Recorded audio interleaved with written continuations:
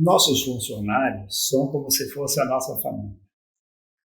Todos eles são tratados assim de forma respeitosa, né?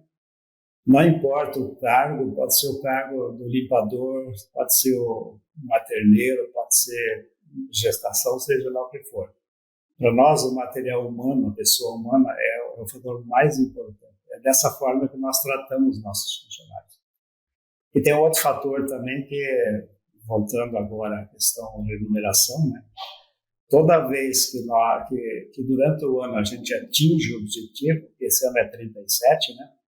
Nós damos o 14º salário aos funcionários.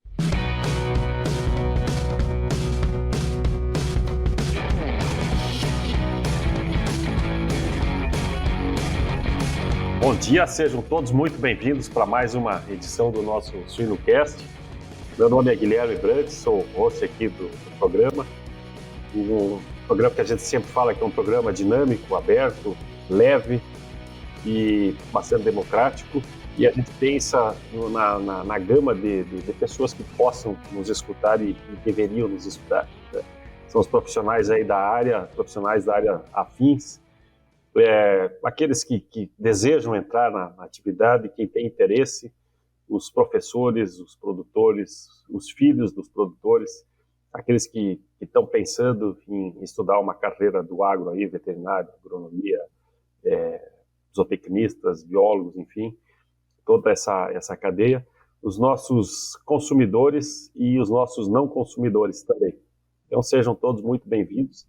Eu estou aqui hoje num dia muito especial, nosso dia 24 de julho, estamos gravando o programa aqui, o Dia do Suinocultor, e o nosso grande entrevistado é o nosso grande suinocultor, o senhor Milton Becker, uma pessoa, um craque aí da produção, uma pessoa que é 8 vezes premiado no prêmio dos melhores da suinocultura do programa Agnes, com resultados extraordinários no Brasil. E eu sempre falo, quem tem resultado bom no Brasil é um ótimo suinocultor do mundo, né? Porque o Brasil é um destaque na suinocultura mundial. E o senhor, seu Milton, o senhor é um craque, né? Eu nunca gosto das pessoas que na televisão falam, aqui está o nosso herói. O senhor é nosso herói, seu Milton, né? Então, hoje o seu nome está sendo lembrado aqui como um suinocultor de sucesso, e o sucesso não se constrói do dia para a noite. Então, a nossa homenagem para todos os suinocultores com alguém muito representativo da área, né? Então, seu Milton, eu não fiz a apresentação do seu currículo porque os seus prêmios expressam o seu currículo.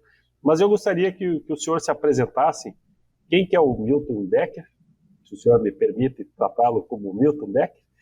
E qual que é a sua história, né? Eu sei que o senhor já fez um monte de live, um monte de programas, mas tem gente que vai escutar pela primeira vez e tem gente que pergunta o que é ser um suinocultor, né? Quer saber? Vamos perguntar para alguém que faz bem a coisa, né? E eu sei, né, que o senhor faz bem a coisa para os animais e para as pessoas. E hoje o nosso grande entrave aí da cadeia é esse problema que a gente tem com mão de obra. O programa não é meu, seu Milton, já falei demais, o programa está com o senhor. O senhor vai falando aí que daqui a pouco eu vou interromper e fazer perguntas pertinentes aí da área. Então vamos lá, quem que é o Milton Becker, esse campeão aí da produção? Ok, Guilherme, bom dia a todos, né? Um dia muito especial, né? 24 de julho é um dia especial para a suinocultura e para os suinocultores. E te agradeço aí os elogios. E eu gostaria, então, eu sempre falo assim, aquilo que a gente faz e aquilo que a gente fez, não é necessário que a gente fique só para a gente. Então eu vou tentar contar um pouco do início, né, da atividade, como que começou e aquilo que a gente chegou até hoje, mas de forma bem objetiva.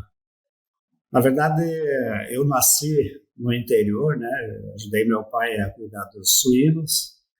Depois, aos 14 anos, eu vim do Rio Grande do Sul, Meu nome é Milton Becker, todo mundo já sabe.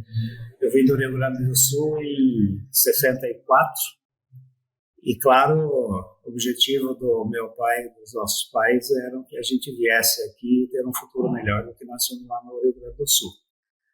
Comecei a trabalhar na Sadia, né, aos 15 anos. Aos 15 anos, vou contar bem rápido, né?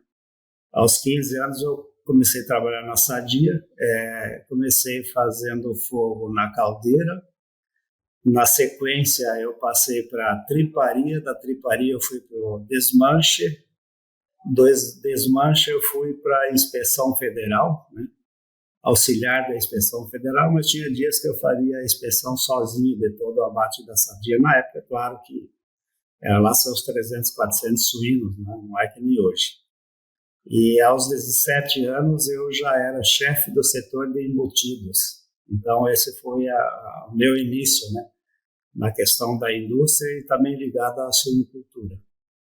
Depois, a pedido da minha mãe, eu passei a trabalhar no comércio, né, como vendedor 7 anos e depois mais 10 anos como gerente de uma empresa. Aos 23 anos assumi a gerente de uma empresa em Marechal Cândido Rondon, né? E a gente ganhava por comissão, a empresa cresceu em poucos anos, ela aumentou quase 10 vezes de tamanho, era uma loja de tecidos, confecções e eletrodomésticos, né? E a minha renda era boa. E o que eu podia fazer? Para mim investir, então, no comércio eu não podia, porque eu era gerente de uma empresa, né? E eu não ia largar. Aí eu comecei com uma granja de suínos. Eu e a minha esposa, nós compramos em 77, nós casei com a Inês, né? Em 77 iniciou a minha família. E aí nós compramos uma granja com 10 matrizes e um sócio. Só para você ter uma ideia como que começou na atividade da suinocultura. E foi evoluindo, né? Em 84, nós já tínhamos 7 granjas. Eram tudo granjas pequenas, né? 2 próprias e 5 alugadas. E aí nós compramos, então, a granja de 4 pontos, que passou a ser a granja Becker, né? E a gente passou a concentrar, então, toda a suinocultura nessa granja. Começou, então, com 500 matrizes, né? E, aos poucos, nós fomos evoluindo, eu e minha esposa sempre junto, e a família, né? E a gente foi evoluindo, trabalhei com melhoramento genético, né? A gente participava de exposições, ganhamos muitos prêmios, né? E aí, em 84, claro, eu saí da empresa que eu trabalhava como gerente e passei a gerenciar, então, administrar toda a área do agronegócio, da suinocultura. E no início dessa granja em 4 Pontes, eu comecei a fazer melhoramento genético. Na época tinha muitas granjas no Brasil que faziam melhoramento genético. Alguns anos, né, como já expliquei, participando de exposições, tirando muitos prêmios. Não lembro o ano, mas o último ano que eu participei da exposição, de 7 exposições, a gente ganhou o primeiro lugar em 6. Só perdemos o primeiro lugar em uma das exposições. Palotina, Toledo, Marechal, Santa Catarina, Curitiba, enfim, vários locais do Brasil. Então, esse foi o último ano que eu participei de exposições. A partir daí, então, a gente ampliou a granja e parou com o melhoramento genético. Continuamos fazendo a multiplicação genética, que é diferente, né? Só produzir leitoas. Então, mais alguns anos depois, eu passei a produzir só leitões. Leitões descrechados, né? É o que estamos fazendo até hoje. Mas, voltando um pouco ao tempo, o fator de sucesso, que você pediu, né, Guilherme, eu sempre falo assim, ó, a gente pode ir no banco financiar uma granja, né, e você tem uma granja. Mas se você não tiver o material humano, você não consegue nada. Há uns 20 anos atrás, eu e a minha esposa, nós decidimos, então, mudar o sistema de remuneração dos nossos funcionários. E a gente passou a pagar o funcionário por índice. Bom, só para contar para vocês, no início, o fator de funcionário é as partes mais importantes, né? Por isso que eu vou me ater um pouco nisso. Então, nós introduzimos um sistema de pagamento por índice de produtividade. O que aconteceu? Quando nós introduzimos o sistema, 30% dos funcionários pediram demissão. Eu fiquei muito assustado não, mas fiquei preocupado, né? Digo, se o pessoal vai ganhar mais, por que estão saindo, né? Mas a gente identificou o seguinte, a equipe excluiu esses funcionários. A equipe que queria ganhar dinheiro, ela queria que todos participassem dessa vontade de ganhar dinheiro, mas 30% acho que estava meio escorado no emprego, né? E eles foram pressionados a pedir a conta. Bom, aí foi readmitindo outros funcionários, né? Hoje funciona da seguinte forma. A gente, quando precisa de um funcionário, o gerente contrata, a equipe define se ele vai ficar ou não. Se for uma pessoa esforçada, não interessa se ela entende de suinocultura ou não, se é esforçado, a equipe fala assim, é um chefe do setor, né? Esse aqui pode oficializar que nós vamos ficar.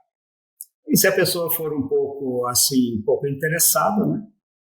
De imediato o chefe do setor, já junto com os parceiros dele, né, já fala, olha, esse aqui você pode dispensar, esse nós não queremos. Então, isso foi uns 20 anos atrás, né? E aí começou a evolução, então, da granja em termos de produtividade. Hoje, os nossos funcionários, eles ganham 50% a mais do salário da região, da suinocultura. Mas eu sempre falo, não sou eu que pago eles, são eles que se pagam. Se nós fizermos uma conta, hoje, a nível nacional, e aqui na região também é mais ou menos assim, a média de leitão porca ano, ela está em torno de 28, 29 leitões. Né? Esse ano nós estamos já com 36,5. Vamos fazer uma conta, 28 para 36,5 são 8 leitões a mais por porca por ano na nossa granja. São 5 mil matrizes, então são milhares e milhares de leitões que vêm a mais, né? Graças ao empenho das equipes, claro, tem muito a ver também com a genética, tem muito a ver com a nutrição e com a assistência técnica. Mas eu falo, na minha opinião, o mais importante é o material humano mesmo que faz o trabalho. A MS Shippers é especialista em biosseguridade na produção animal e oferece soluções para você, produtor, obter melhores resultados através da higiene. Acesse www.shippers.com.br e conheça a linha MS Gold. O sucesso na produção animal começa com uma boa gestão de higiene. Deixa eu fazer uma pergunta para o senhor. Uma parte aqui. Que só aqui eu já anotei um monte de coisa. Né? Interessante ver a sua história. O senhor vai ter que contratar um marceneiro aí, pelo jeito, porque o senhor ganhou 6 prêmios lá na época das exposições e mais 8 agora no... Sim. 6 numa exposição, né? Sim. Só numa exposição. Não, aquele ano, eu estou errado. Naquele ano ganhamos 6 exposições, 6 vezes primeiro lugar. É uma construção aí de alguém que quer ganhar, que está indo para cima sempre, independente do seu tamanho, né? Legal ver o senhor começando com 10 fêmeas, agora o senhor fala que tem 5 mil, né? E só aí tem muita coisa interessante. E eu fiquei uma dúvida, quando o senhor, os 30% saíram, o senhor retornou com 30% ou viu que precisava menos de 30% para fazer o que precisava? Não, retornou, Guilherme. Retornou esses 30% e a gente foi percebendo, né, que alguns setores que ainda precisavam de mais algum reforço, a gente acabou colocando sim, porque a mão de obra, ela não pode faltar. E tem a questão, todo mundo sabe também, que tem a questão do final de semana, né? Funciona assim, nós fazemos tudo dentro da lei trabalhista. Nada fora, é 100% dentro da lei trabalhista. Então, aos finais de semana, no sábado, 50% folga, e no domingo folga os outros 50%. No outro final de semana, inverte. Quem folgou no sábado vai folgar no domingo e o outro no sábado, e vice-versa. Então, funciona assim. Tá? Certo. E qual que é a taxa de reposição de pessoas, aí, o turnover, né, dentro da granja, o senhor está hoje? A rotatividade, Guilherme, é muito baixa. Só para vocês terem uma ideia, eu tenho muitos funcionários com mais de 30 anos de empresa, tenho muitos funcionários mais de 20 anos, tenho muitos funcionários mais de 10 anos. Então, tem um percentual pequeno, por alguma razão familiar, mudança ou algum outro fator, eles acabam saindo. Então, a rotatividade, esse é um dos fatores mais importantes, na minha opinião, desse sistema de rendimento que nós pagamos. A pessoa ganha bem, né? Então ela não tem interesse de sair. Então a rotatividade fica pequena. E eu sei que a maioria dos produtores, eles têm dificuldade na mão de obra. Sim. Eu acredito que dentro desse sistema que o senhor fala, um sistema mais democrático, aí, que quem decide é quem vai ser colega, né? Também não é qualquer pessoa que diz, não, eu vou lá porque eu preciso me entender com o chefe. Na verdade, ele precisa se entender com quem vai fazer junto a ação, né? Então, as pessoas também dão uma estudada para ver se querem mesmo isso aí.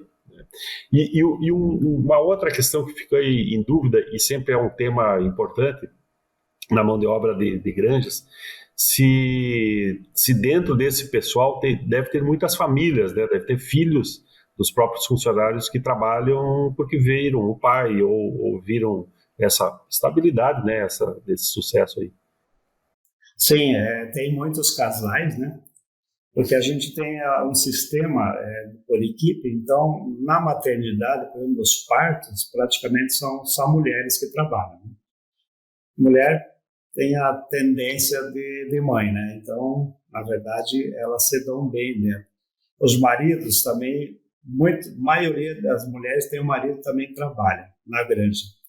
Já tem alguns filhos também que também já trabalham na granja. Então, realmente, o pessoal vê que ali existe um futuro. Como eu estava falando há pouco, né, eu tenho funcionários de acima de 10, 20, 30 anos, né?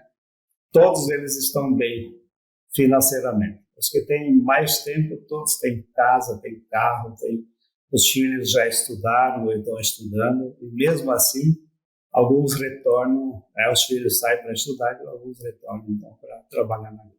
Que legal, que legal. E eu anotei aqui que o senhor falou que a família se mudou do Rio Grande do Sul para buscar uma condição melhor de vida, né? Que legal poder contar essa história, que o senhor certamente melhorou de vida com uma granjinha de 10 matrizes, mas fez muita gente também, está fazendo muita gente melhorar. E uma frase que o senhor falou no comecinho, aquilo que a gente faz bem não deve ser guardado, né? Porque os números, eu vendo os números aqui da sua granja, 36 e pouco, depois eu quero entender esses números um pouco melhor. Mas a gente vendo isso, a gente pode fazer algumas contas e dizer, bom, esse número dá para entender. Mas o como fazer é o grande diferencial. E tem muitas granjas e conversas com produtores que às vezes não tem essa troca, né? A suinocultura, ela tem uma abertura entre as pessoas, mas tem pessoas que muitas vezes não dividem o conhecimento. E o que a gente nota no senhor, no seu jeito de falar, no Milton, na essência do Milton Becker, é essa humildade e transparência de falar coisas importantíssimas, e o senhor não está preocupado com competição de que alguém vai produzir tanto quanto o senhor, né? O senhor quer dividir isso é uma coisa legal, E é importante que a gente também valorize isso, né? Que a gente acaba ganhando, né? Dividindo aquilo que a gente sabe, a gente acaba ganhando. E aprendendo. Acredito que o senhor aprende também muito quando fala.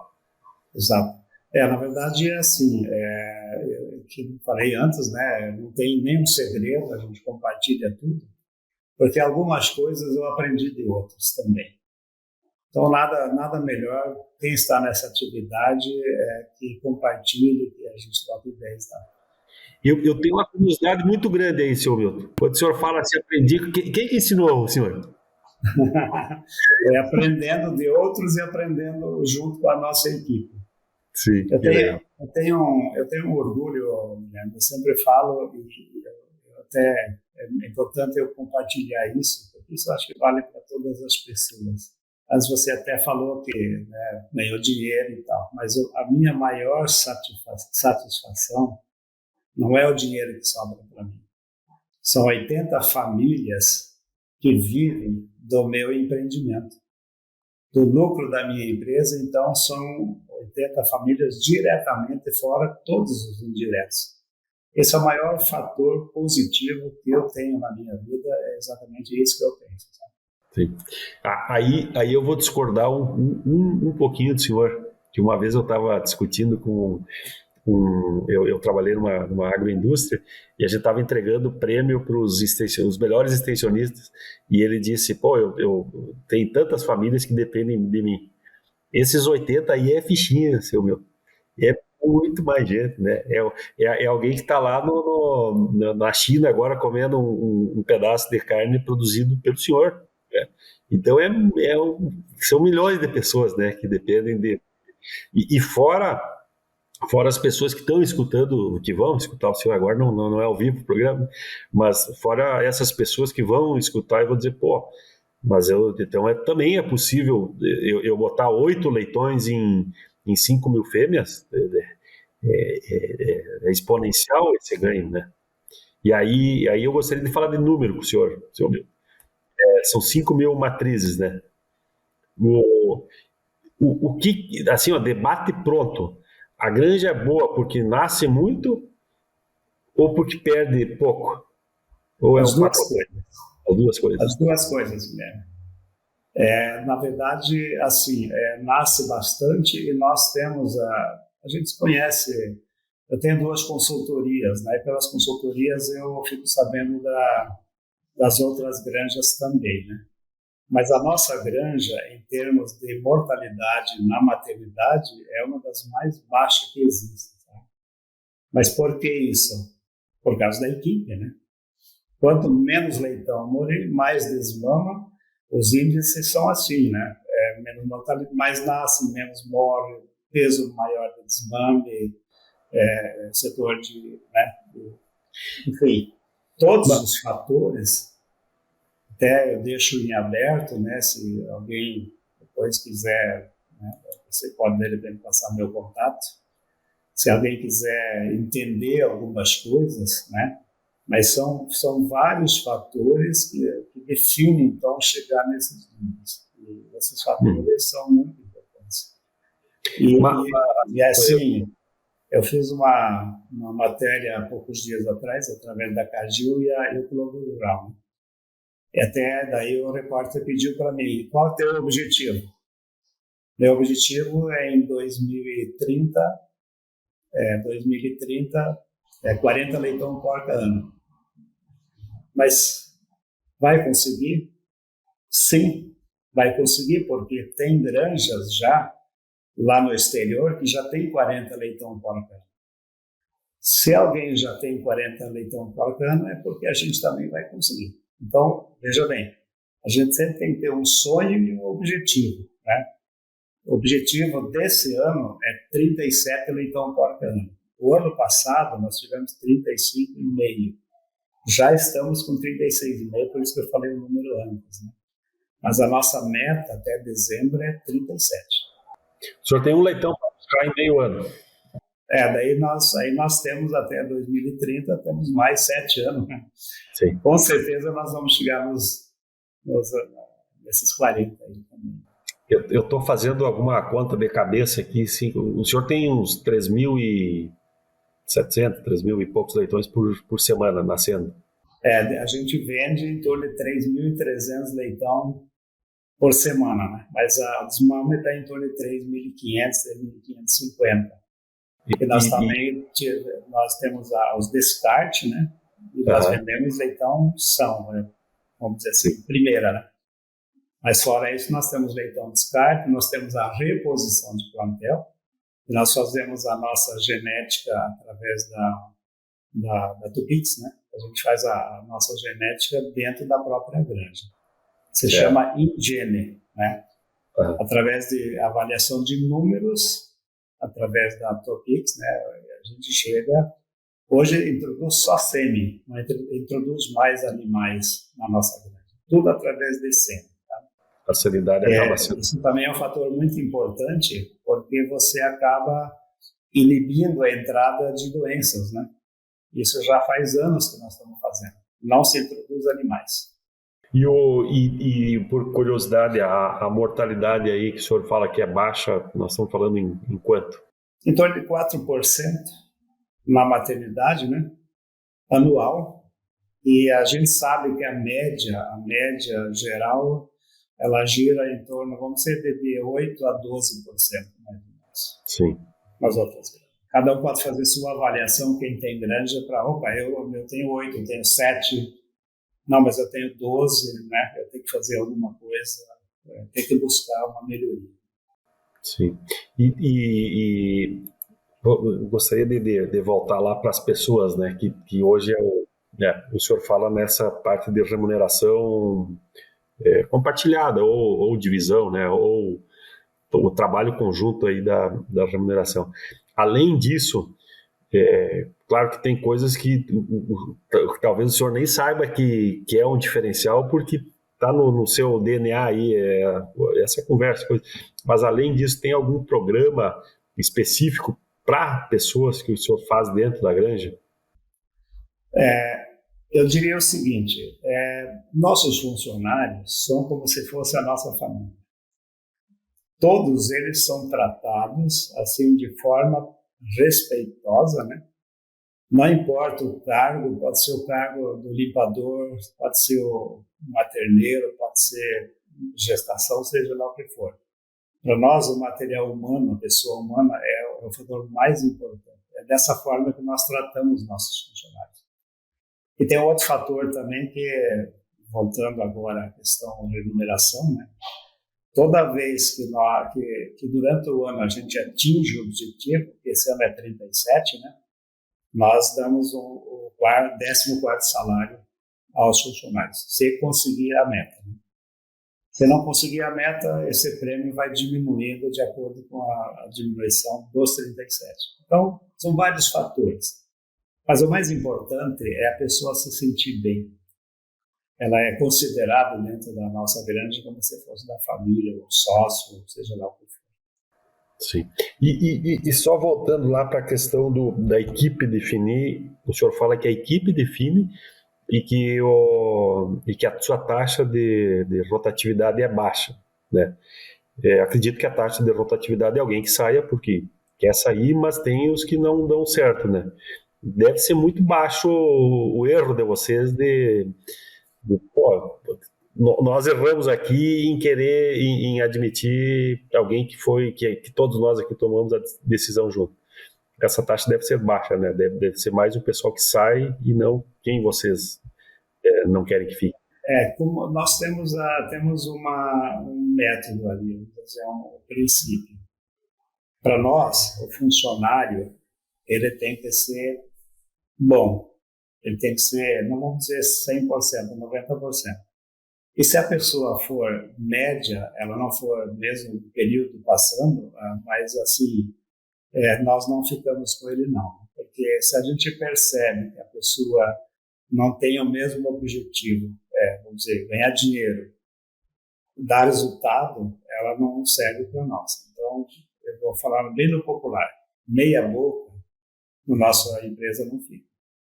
E, normalmente, eles pedem a conta, porque ele passa a ser pressionado pela equipe para trabalhar, para dar resultado. E se a pessoa não tem esse objetivo, automaticamente não vai se sentir bem. Ou ele sai, ou o gerente demite ele. É dessa forma que é o procedimento. Esse meia-boca do senhor, às vezes, falta muito em todas as relações, né? A objetividade e saber, bom, lá eu estou indo para trabalhar e até para a equipe fica um negócio, ninguém está vendo que ele não está trabalhando, né? Então, eu acho que essa sinceridade, não sei qual que é a palavra, se é sinceridade, objetividade, ou não está bom.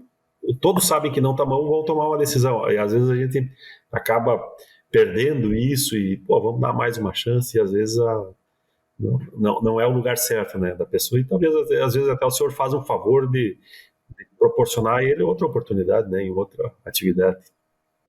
Precisa ter regras, viu, Guilherme? Nós temos, além da participação por índice, nós temos um prêmio, né? Vale essa dica para todo mundo e funciona muito bem. Por exemplo, tal da pessoa faltar no trabalho, né? Ou trazer um atestado, qualquer coisinha traz um atestado. Esse prêmio, se a pessoa faltar ou trouxer atestado, ela não recebe nada desse prêmio, é zero. Mas ela tem uma oportunidade, né? De repente ela precisa levar um filho no médico, no dentista, alguma coisa assim. Então nós damos a chance para essa pessoa, ela falta aquele dia justificado durante a semana e ela pode recuperar esse dia no final de semana. A não ser que o plantão dela seja no sábado ou no domingo, né? Então, se ela quer recuperar o prêmio, ela quer ganhar o prêmio, ela tem a oportunidade de recuperar, então, compensando aquele dia que ela falta. Isso foi muito importante, porque hoje praticamente não existe atestado na grande. Antigamente havia muitos atestados, né? Então, é mais um fator de estímulo, né, para a pessoa, então, não faltar no trabalho. Nem por questão, assim, às vezes particular, ou mesmo tem aqui algum compromisso, né?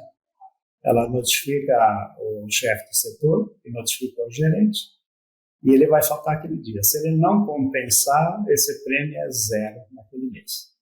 Então, nós temos muita pouca falta no trabalho. Isso foi um dos fatores bastante importantes também para conseguir a assiduidade. Porque quando falta um funcionário numa granja, o outro funcionário tem que trabalhar em dobro, né? Ou a equipe tem que trabalhar em dobro. Então, é dessa forma por isso que nós instituímos esse prêmio. Seu Milton, o senhor fala aí eu vou voltar lá na melhora de vida lá do seu pai e da sua mãe, sugerindo aí a questão comercial, e certamente eles estão orgulhosos aí disso, aonde estiverem, estão orgulhosos dessa carreira vitoriosa, né, que o senhor tem. Como é que é a questão de sucessão dentro da sua granja? Bom, é uma boa pergunta. Meus filhos são todos formados, né? Eu já tenho 3 netos também. E o que a gente fez? Nós construímos uma fábrica de ração, né, que depois foi vendida para a Cargill, não vou entrar em detalhe porque a história é muito longa, e eles foram sócios dessa fábrica de ração.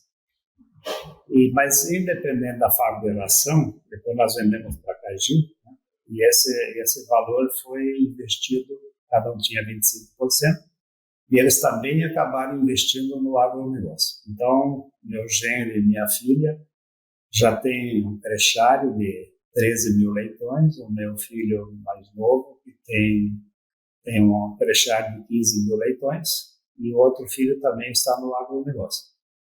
E eles têm um projeto já, tanto um que nem o outro vão fazer granjas agora. Aqui agora vão construir granjas. Então, o objetivo seria, eles começaram com granjas de 2.000 matrizes.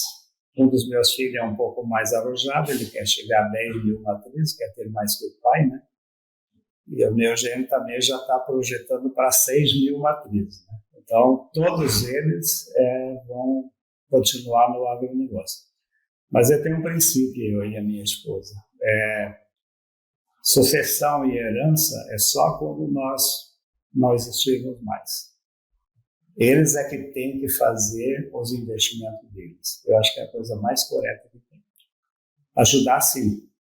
A gente tem ajudado eles de todas as formas, né? Mas financeiramente não, eles têm que se virar, né? Tanto é que financiaram totalmente o empreendimento, já se pagou.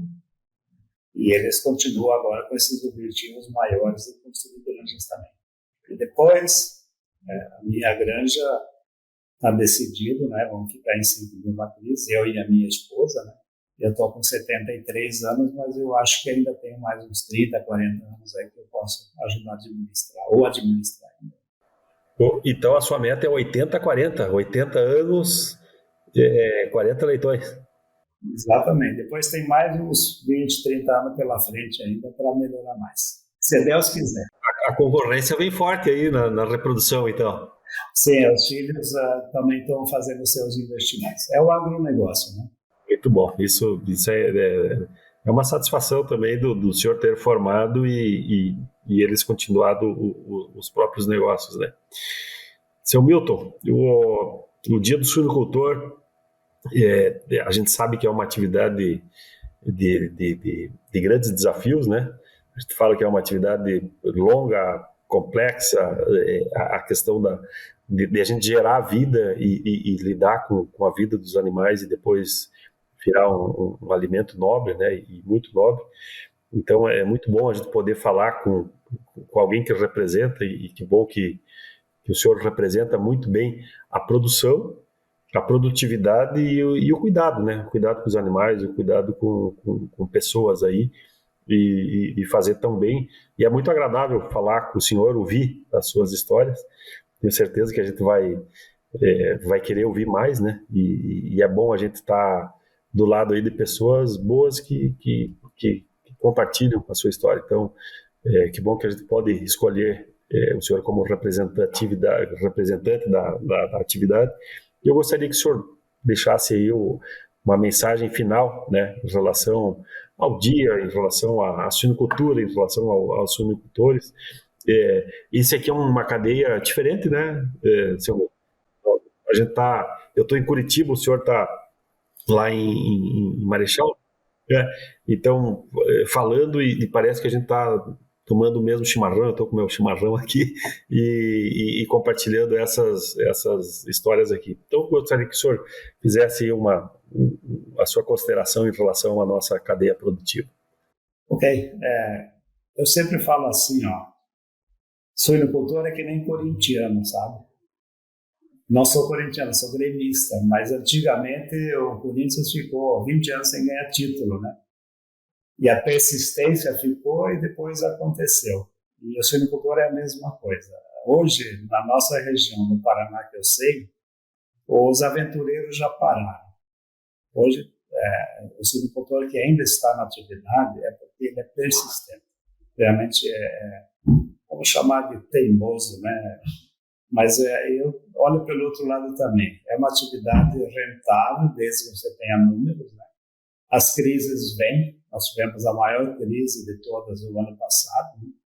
Nunca houve tantas crises, mas eu estou 47 anos na atividade e acho que já passei por 47 crises. A gente tem que aprender com as crises e dizer a todos aí da suinocultura que parabenizar todos, né? Porque é tipo a pessoa que começa a criar porco não para mais.